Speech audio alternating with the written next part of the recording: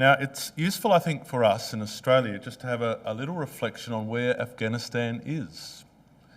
We live pretty much on the other side of the world, the southern hemisphere, and red Australia on the bottom right of that globe picture.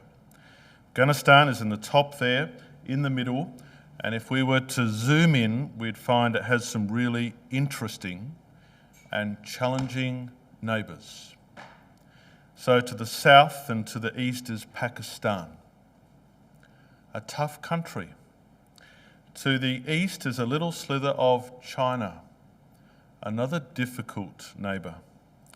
To the north are 3 ex-USSR member states, now their own countries, in Tajikistan, Uzbekistan and Turkmenistan, all with individual traits but being leaned upon by Russia further to the north. And then to the west is Iran. How would you like to live in a house with them as your neighbours? That's a difficult place in the world, isn't it? And when we look at that area of Afghanistan as a map, we see it as a gateway between Asia in the east and Europe in the west.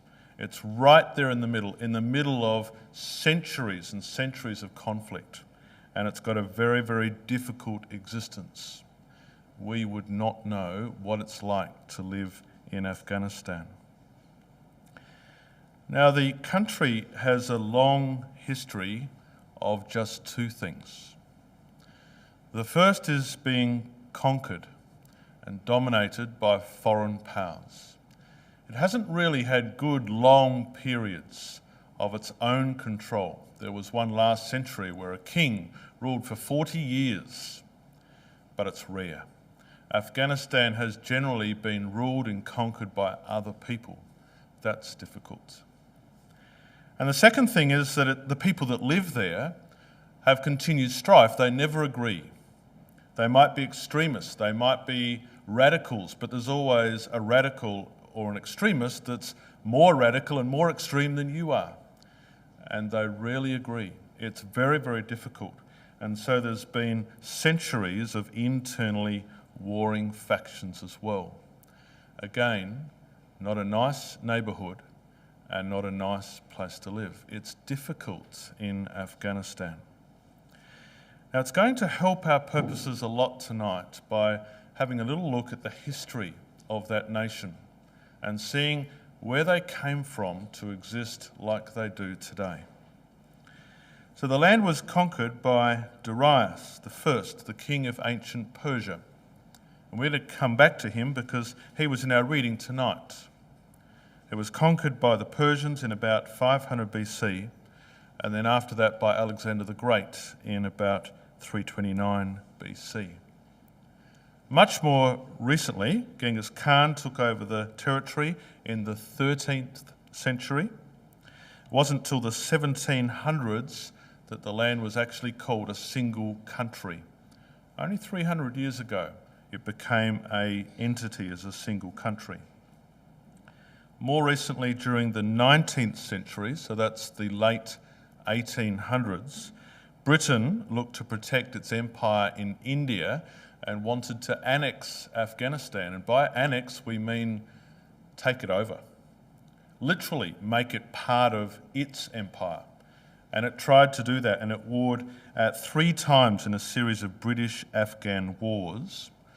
And then after World War I, which is last century, Britain was feeling the pressure after that war. It had won the war, but it felt it very hard, and it lost the 3rd British-Afghan war. And after that, with Britain beaten, Afghanistan became an independent nation in 1921. 5 years later, they declared a monarchy. So there was a king over Afghanistan in 1926. Their longest reigning king for 40 years was this gentleman. And in 1933, Zahir Shah became the king, and he brought a semblance of stability to the nation. He balanced things for 40 years. But then in 1973, he was overthrown in a coup. So you can see what's happening here, can't you? War after war after war. Instability, then a king, and then he's out. There's a coup, a military coup. And the People's Democratic Party of Afghanistan comes to power with a president. Now, the critical modern history is what happens next. And that is in 1979, and many of you in this hall will remember this. In 1979, the USSR, which was their northern neighbour, invaded Afghanistan. And they did that because they'd always been friends with Afghanistan. They'd always sought to help them and lend support, either economic or military support. But the government in Afghanistan was really coming under pressure. And the USSR invaded, literally invaded, to assist the government, and the people hated it. They came in to support the government, and the people rebelled and hated it. So they came in, and there was violent demonstrations, and our chairman alluded to that in his introductory remarks. You might remember the Summer Olympics in 1980, held in Moscow. Here's the front page of the Daily News. Down the bottom right there, the news about the local Super Bowl just got pushed out for a few minutes as US President Jimmy Carter is pushing for a boycott of the 1980 Summer Olympics in Moscow. And that happened, and 66 countries said, no, we're not going. Why? Because of the USSR's invasion into Afghanistan. The government needed them, the people hated it, and the world said, not on, not good enough. 2 years after that, in 1982, there were over 4 million Afghans who were refugees in other countries, principally Pakistan and Iran. 4 million refugees. This is a country in turmoil. It's a very difficult space. And then in 1988, this gentleman and 15 other Islamists formed a group called Al-Qaeda. So he, of course, is Osama bin Laden. 15 other people, they got together and they formed a group called Al-Qaeda, which means the base or the foundation. And that was to continue their jihad or their holy war. So under the principles of their faith, most religious groups or belief groups have some principles. The Christadelphians have that. Christadelphians have a statement of the things that we believe. Other churches and groups do the same. Under the Islamic group and the Al-Qaeda, they have a statement of principles that said they are compelled to have a holy war against anyone that gets in their way for the things that they stand for. And so this man formed a group, Al-Qaeda, to wage a holy war, principally against the West, but all of those groups that got in their way. Now, the next key thing was in 1989, so we're getting closer. And in 1989, the USSR agreed to leave Afghanistan. And there was a peace treaty that was negotiated in Geneva between the United States and Pakistan and Afghanistan and the Soviet Union. They signed that, and it guaranteed Afghan independence, so they could be a nation once again, and the withdrawal of 100,000 Soviet troops. They signed that and said, we're going, and they left. And here they are leaving, old black and white photo of the time, 1989. Not sure why it's black and white, but it is. And of interest to world politicians and historians and Bible students as well, that period that Russia had in Afghanistan probably led to the total collapse of the USSR. So if you're a historian, you'll know that the USSR was comprised of 15 states, making up one big country. And this was probably instrumental in bringing that to an end. And the 15 states went their separate ways. and now we have Russia and 14 other states today. A very important thing for historians and also Bible students on another topic. Now, this 9-year Afghan war by the Russians claimed over 1 million Afghan lives, 14,000 Soviet troops, and in 1995 a group called the Taliban arose. They came to power and their promise was a period of peace. And they said, we're nice guys and we'll look after you. And the poor Afghans, they'd had so many decades of poverty, of famine and war, and they said, you know what, the Taliban, they seem to be upholding Islamic values. They look like okay guys, and they let them form government. And they did, and they held government and ruled Afghanistan. And then something happened that changed the world. Literally. And you know what that was on 9/11, 2001. On the 11th of September 2001, when hijackers commandeered 4 planes, hijacked 4 planes 20 years ago, next month, and crashed them into, firstly, the World Trade Center towers, and then the Pentagon, and then a field of one that didn't work out. Those crashes killed nearly 3,000 people. The World Trade Centers, and you can see the hit there on the screen, were reduced to rubble, and it was and still is the largest terror attack ever completed on American US soil. A lot of you will remember that. That was a big event, wasn't it? You probably remember where you were, what you were doing at the time. I can remember exactly where I was, exactly what I was doing. That's a very recent event for most of us that are older than, let's say, 30 years old. It changed this world, and it involved Afghanistan. Now, the US identified Al-Qaeda and its leader, Osama bin Laden, as responsible for that. Where was bin Laden? Where was he hiding? He was in Afghanistan.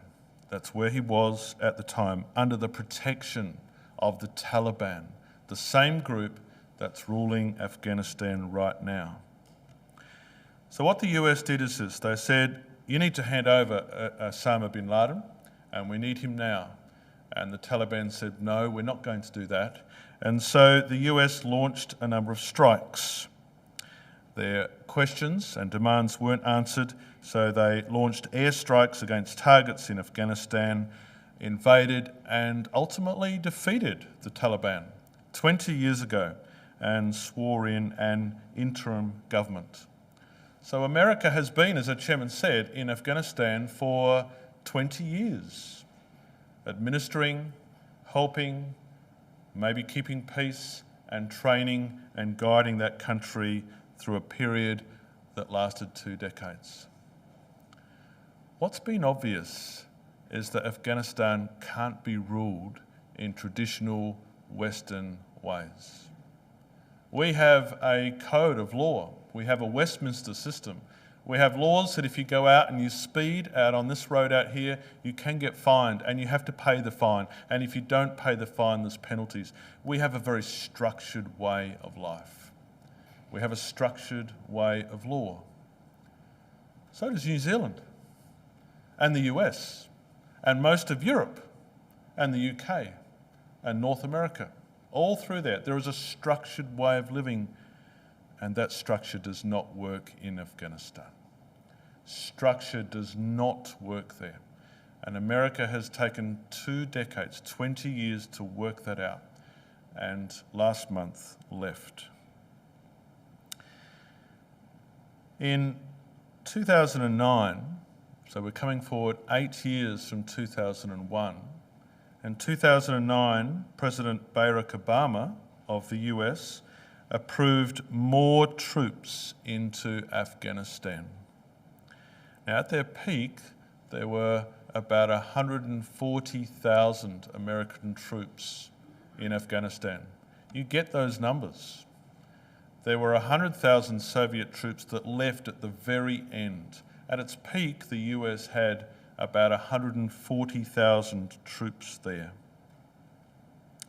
Significantly, in 2011, US forces overtook a compound in Pakistan and killed the Al-Qaeda leader Osama bin Laden on May the 2nd, the local time over there. You probably remember that too. That's 10 years ago. His body was killed by an assault of US Navy SEALs.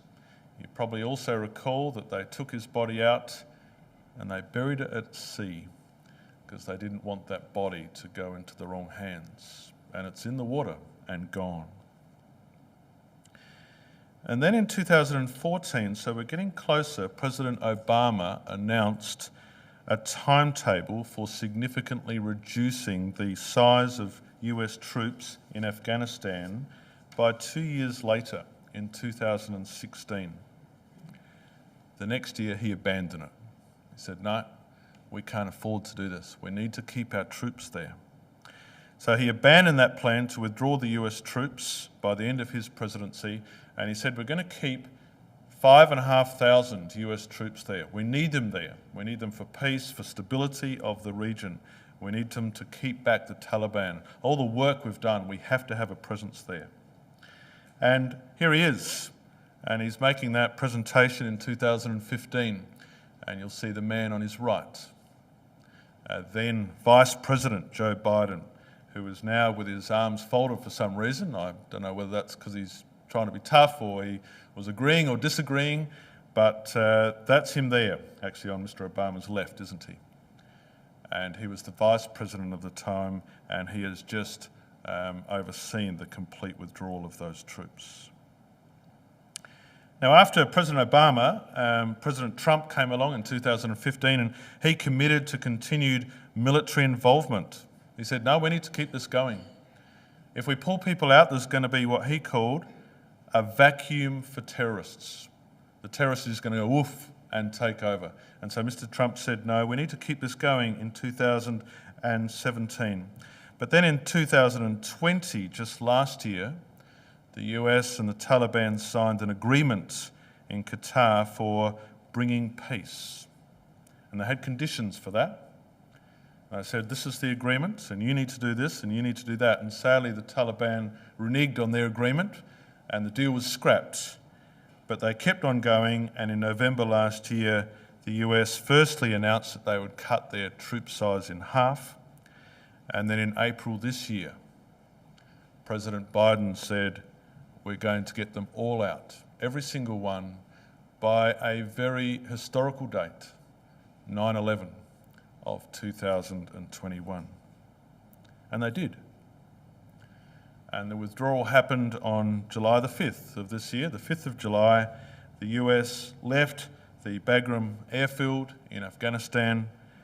They didn't tell anyone. They didn't tell the base's new Afghan commander. There was no handover with the Afghanistanis. They just left.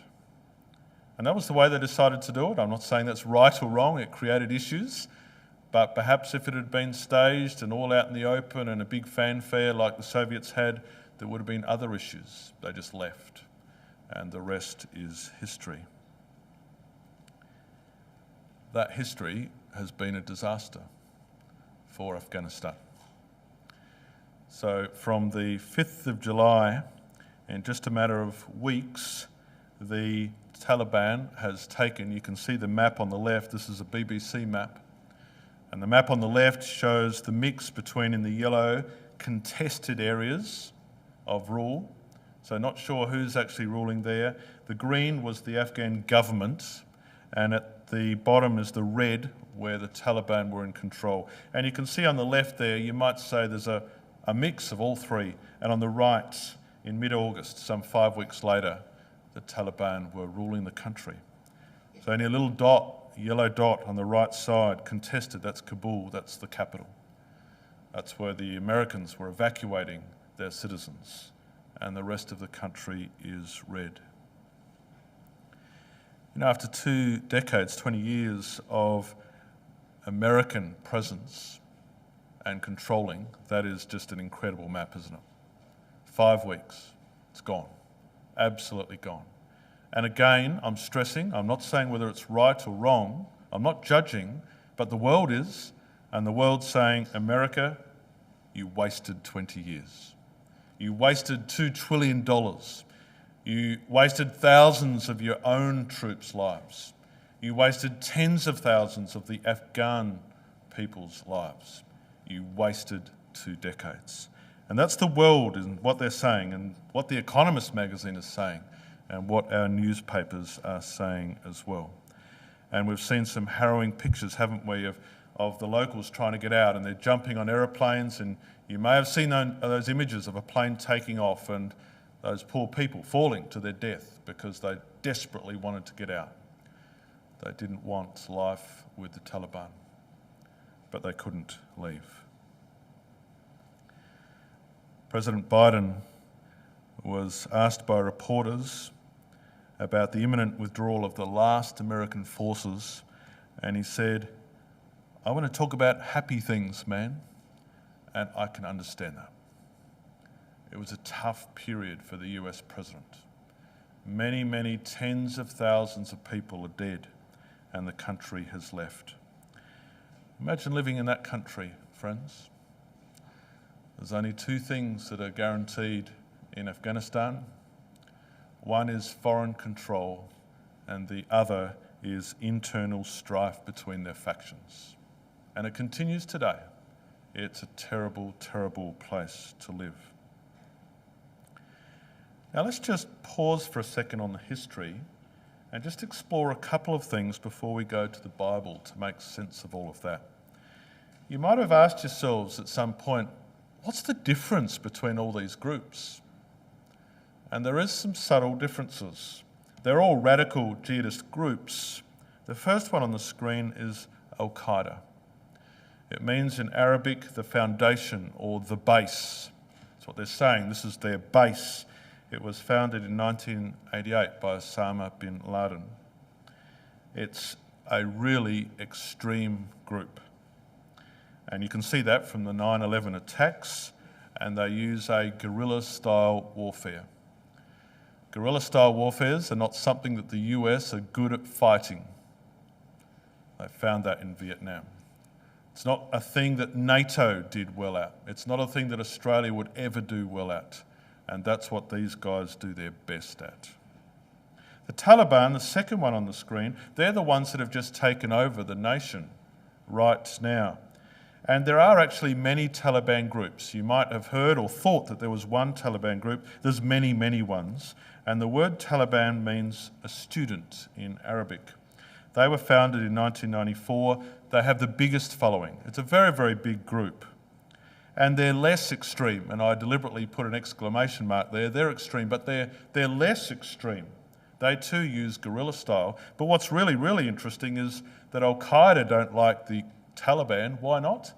Because they're not extreme enough. And so sometimes the Al-Qaeda have a go at the Taliban for not being extreme enough. That's how radical these groups are. The third one on the screen is the Islamic State, so called because it's not a state, but they call themselves ISIS, or the Islamic State. It was formed in 2014 as a splinter group from people in the Taliban who weren't happy. They're extreme as well. But they don't do the guerrilla stuff as much. They use very traditional combat, and they are also experts at social media. So that's why there's been hundreds and hundreds of people from, say, the UK that have left the UK, normal citizens, and seen social media and gone to Afghanistan to fight for the Islamic State. They've mastered social media, and their international attraction and draw and pull for people is huge. And then there's a separate group, the Islamic State Khorasan Province. They're known as the ISIS-K or the ISKP, same thing. They were formed also from the Taliban, people who thought that the Taliban wasn't strict enough, believe it or not, in 2015. They're a branch, they operate in northeast Afghanistan, and they're hostile to the Taliban. They're the guys that had the suicide bombing this week. Taliban, you're not tough enough. Again, how would you like to live with those people as your neighbours? It's a difficult country to live in. Now, another question you might have asked is, where does the Taliban get its money? And I had a big smile when I asked myself the question, and as with all of us these days, I went to Google and I started to type, who funds the Taliban? And as soon as I typed who F, Google defaulted to the rest of the sentence, who funds the Taliban? i.e. the whole world has been asking that question. And I was just one of thousands that had typed that into my Google search. And this is the answer that Google will give you. Who funds the Taliban? Well, there's a lot of funders. A very, very big one is through the sale of drugs. Over $400 million in opium production per year, and they take a cut at every point of the process, from the growers, the processors, the sellers, 10% at each point. And Afghanistan produces, over the last 5 years, 85% of the world's poppy production. It's huge. All into Taliban arms. Mining, metals, and particularly rare earths, another huge earner, 400 million. And that's why you've seen China start to get interested. Why is China interested? China doesn't do politics. China does dollars. That's all they're interested in. Russia, Mr. Putin is up there and he's got a very savvy political mind. China doesn't do that. They're just interested in their wallets and rare earths. That's why China's coming to say hello to the Taliban in Afghanistan. Extortion and taxes, exports, also including poppy, but also auto. Don't get deceived, they don't make cars. What they do is they get old wrecks and reassemble them and sell old cars as new cars, but they do pretty well out of it. They've got some real estate. They take donations from private and institutions, and they take donations from countries. Who's the biggest contributor to the Taliban? Which country? It's Russia. And the other countries that contribute to the Taliban are Iran, Pakistan, and somewhat surprisingly, Saudi Arabia. They all bankroll the Taliban. So they're very, very wealthy. You can see there their annual revenues are estimated, and that's all it can be, at $1.6 billion per year. Friends, what's the relevance to the Bible? We're going to go to the prophecy of Daniel. And Daniel is one of the most beautiful books in the scriptures.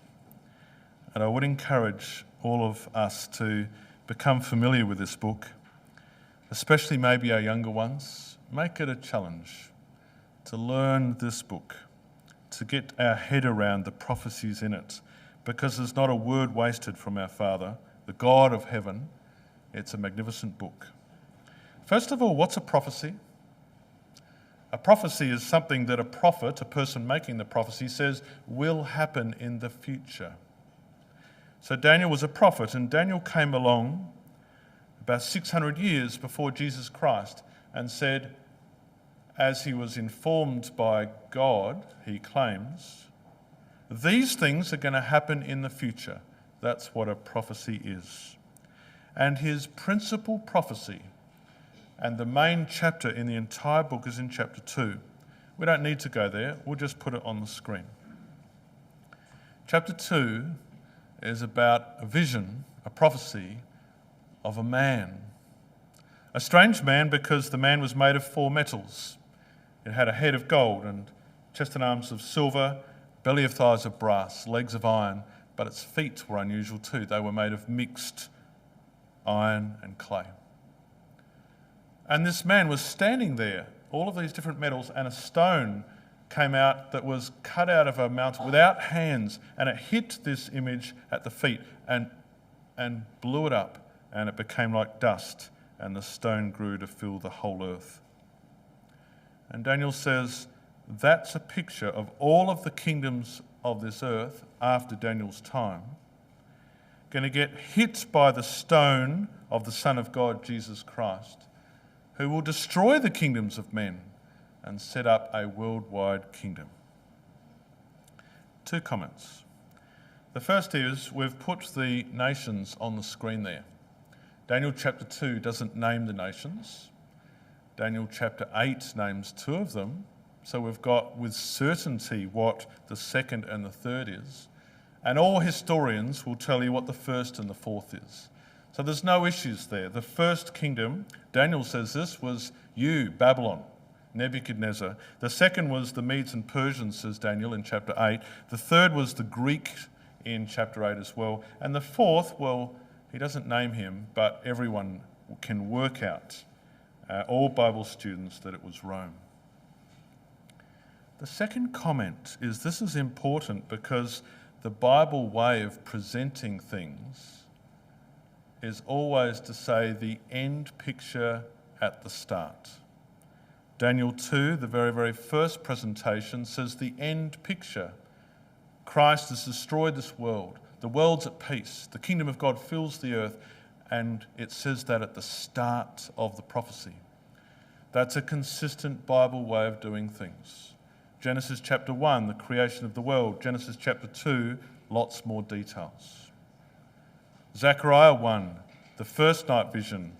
The second, lots more detail. Revelation, the first vision, and the remaining more detail. So this is the big picture. When we go to the subsequent prophecies, we get more detail.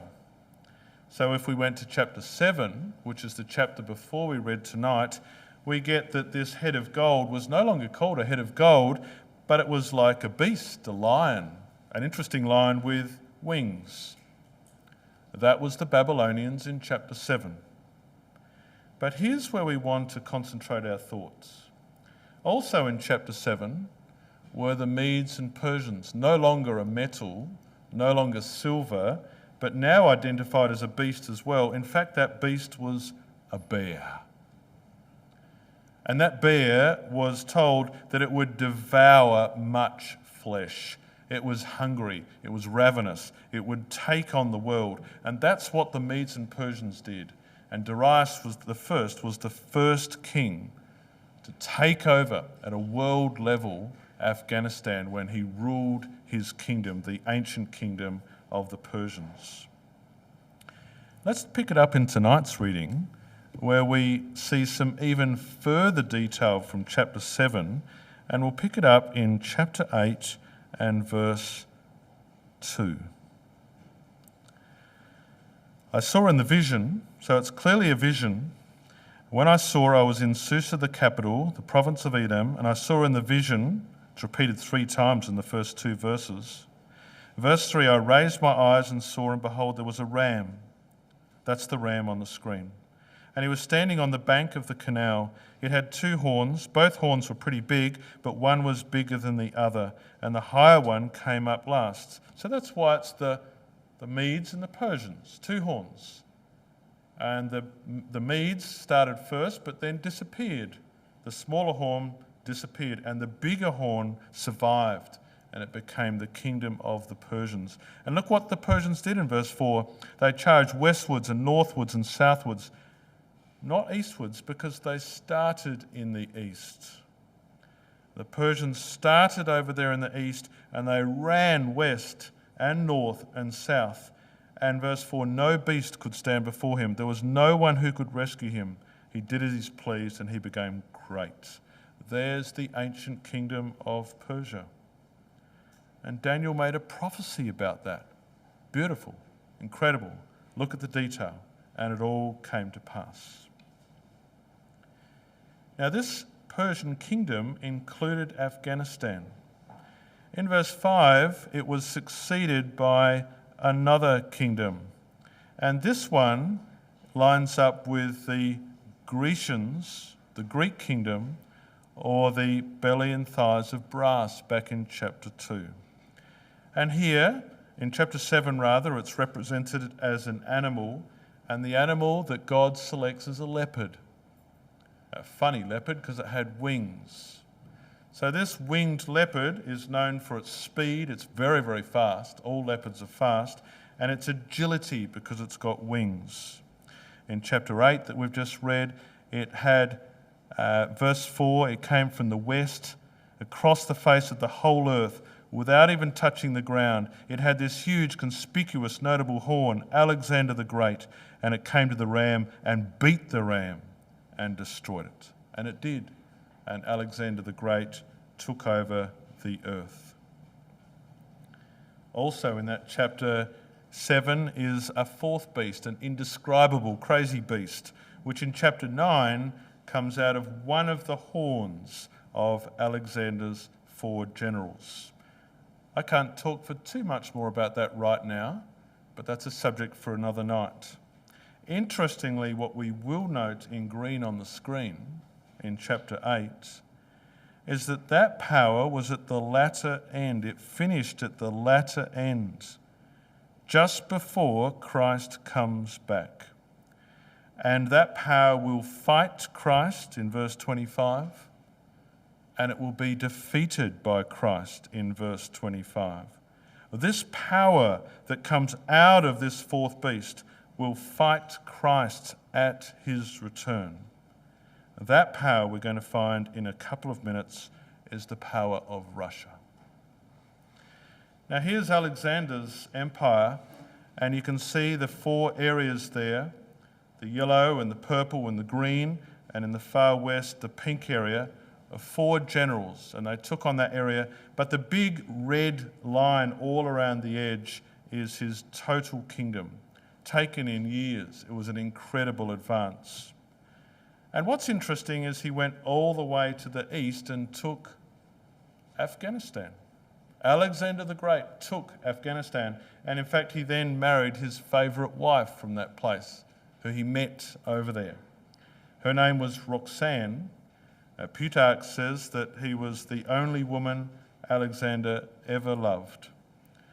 She gave birth to a son, Alexander the IV, after Alexander's death, but one of the generals had her killed and her son killed. Cassander was his name, and he killed them both so that he could claim the title as King of Macedonia. So Alexander the Great conquered Afghanistan and took a wife from Afghanistan and brought her back, the only woman he really loved. There's Afghanistan roughly laid out on a map. It's a really difficult exercise to do. You can see that most of Afghanistan today was in that original empire of the 4th general. Now I need to tell you one more thing. Afghanistan died early. His child was unborn. His wife was pregnant. And ultimately his whole kingdom was distributed to his 4 generals.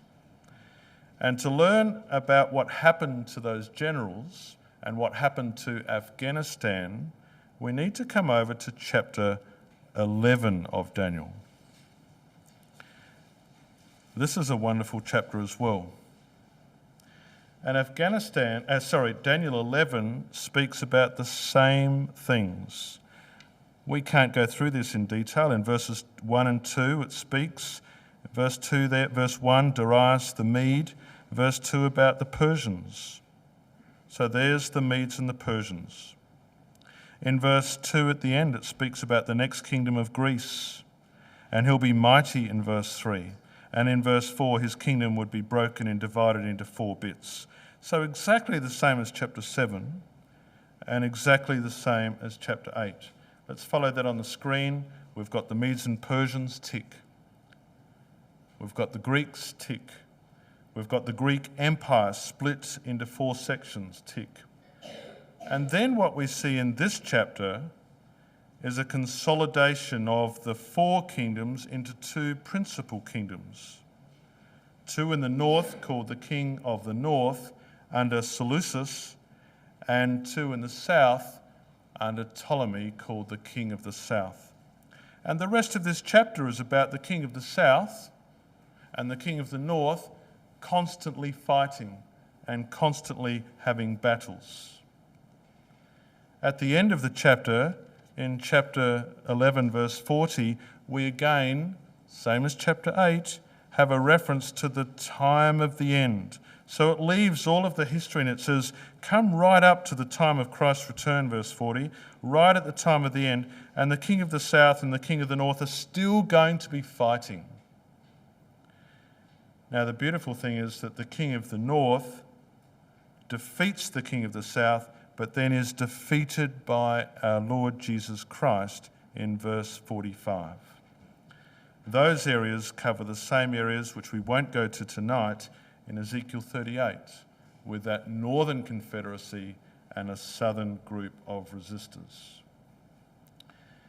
Now, if we were to piece together that Ezekiel 38 and the Seleucid kingdom of chapter 7 and chapter 8, we would find that Afghanistan is in the Seleucid Empire, in that king of the north, in the fourth general, Seleucus, in his territory. And then as Daniel 8 and Daniel 11 said, if we come right to the end, just before Christ comes, there's going to be still a king of the north, but Ezekiel 38 says that king is going to be called Gog, which lines up with Rosh and Russia. So today, Afghanistan is in the king of the north area to be reigned and ruled by Russia. Now, Afghanistan and Russia have had a crazy history together. They have been very, very close. They have unfortunately witnessed Russia's invasion of that country, but they have been very close. They had their first diplomatic relations in 1837. 1919, the Soviet Union was the first country to establish relations after Britain was beaten in that war. 1921, they signed a friendship treaty, they're buddies. 1953, Afghanistan looked to the Soviet Union and said, we need your help. And in 1956, Soviet Premier Khrushchev says, I'm happy to help. And he gives them more than $1 billion in Soviet financial and military aid. 1973, when the Republic was established, they had links to the USSR. In 1978, the president signed another friendship agreement with the USSR. In 1979, yes, they did invade Afghanistan, but to prop up the government. And then, in 1989, they had to leave. They signed a treaty. In 2005, they committed to giving Afghanistan helicopters and other military equipment worth US $30 million. In 2014, Afghanistan was one of the few countries that acknowledged and accepted Russia's annexation of Crimea. That's interesting. 2019, they had a celebration for 100 years of diplomatic relations. So the Bible said Afghanistan's got to be part of that fourth empire, part of the king of the north in Daniel 11, part of Russia's broad sphere of influence, and when you look at the last 100 years, they've been very, very close. And even in the last year, this one happens to be from 2015, Russia said we could gift them helicopters, etc., to help them out. Last year, Afghan crisis, Russia plans for new era with Taliban rule. And this is what they've said, their plans for a new era, this is earlier this year rather, when US and European governments raced to get their citizen and Afghan colleagues out of Kabul this week. Russia was one of the very few countries not visibly alarmed. They said, that's fine, we're happy with that. Russian diplomats described the new men in town as normal guys. Their UN representative spoke of a bright future of national reconciliation. Russia and Afghanistan are very, very close. Here they are, the Taliban meeting Russian special envoys to Afghanistan in 2019 to mark the 100th anniversary of diplomatic relations. It was a festive time. Here's one from the Moscow Times, the Russian newsletter. And this has just come out in the last few weeks. And Moscow is saying Russian officials are taking satisfaction from their principal global adversaries' humiliation as they prepare to work with the Islamist militia, the experts told the Moscow Times. You can't blame Russia, they said. This is Moscow Times reporting. You can't blame Russia for being a little smug about what is happening in Kabul. This is a PR disaster of enormous proportions for America. The desperate images from Kabul airport will go down in the history books. So right up to this month, Russia's saying, America's gone, PR disaster, terribly embarrassed, we're smug, you guys lost, you go home. And the relationships that we've had with Afghanistan for 100 years have endured, and we're here to help you out. And that's exactly what Daniel said, and it's exactly what Ezekiel said in chapter 38. We don't need to cover these, did we? There was a suicide bomber that occurred which killed 169 people in Kabul. President Biden stood up and he said, I'm not happy with that. He said, we've got long memories. We will not forgive. We will not forget. We will hunt you down and make you pay. And yesterday they did, and they launched a missile strike which took out an Islamic State terrorist described as being a mastermind of the bombing attack. So in conclusion, we see the development of two sides. We don't see the development, we see the continued development of two sides. We see an east versus west. And the Bible says, the prophets say, that Afghanistan was not going to stay with the West, that the West wasn't going to stay in Afghanistan, that Afghanistan aligns itself with Russia. That's what Daniel chapter 7 said. It's what chapter 8 said. It's what chapter 11 said. It's what Ezekiel 38 says. There'll be a king of the north, and the king over the north will rule over that ancient Seleucid empire, and Afghanistan was part of that empire. And what I think is beautiful is that after Mr. Biden is finished, there won't be any US soldiers left. None. They're all gone. That's the way the Bible said it. It's not an American area. It's not a US area. It's a King of the North area. And every soldier's going home. President Obama wanted to keep 5,500. Trump wanted some there. Biden said they're all going. Every single one, we're out. And the Russians are there ready to walk in. Some of you will have meaning of this quote in the exposition of Daniel, where Brother John Thomas, Mr. Thomas, wrote that the King of the North in his Gogian manifestation will include the area of Afghanistan. I only add that out of interest. What have we seen tonight? We've seen significant action in Afghanistan. We've seen that the Bible prophecies, principally in Daniel 7, 8, and 11, but also in Ezekiel, suggest that Afghanistan will not be aligned and not be controlled by the West, but it will be aligned with the King of the North, with Russia. It had to leave, America had to move out, and it appears that that has happened just in these last few months. And finally, we note that the fulfillment of past prophecies make fulfillment of future prophecies absolutely certain. And I love that. I love that I can go to the Bible and I could read Daniel and I can see all these things that Daniel the prophet said will happen, and they have happened. And then I can tell myself and my wife and my children and my neighbours, you know what, I believe, based on the ones that have happened, that the others are going to happen too. And the others spoke about Christ's return and the defeating of Russia, the defeating of that northern confederacy, and the rock that will be set up and cover this whole earth. And that's what I can't wait for. So we'll see what happens in Afghanistan, and we'll watch the media over the next few months. But what is going to happen is that every single one of these prophecies will be completed. and by God's grace we can share in the outcomes of his word.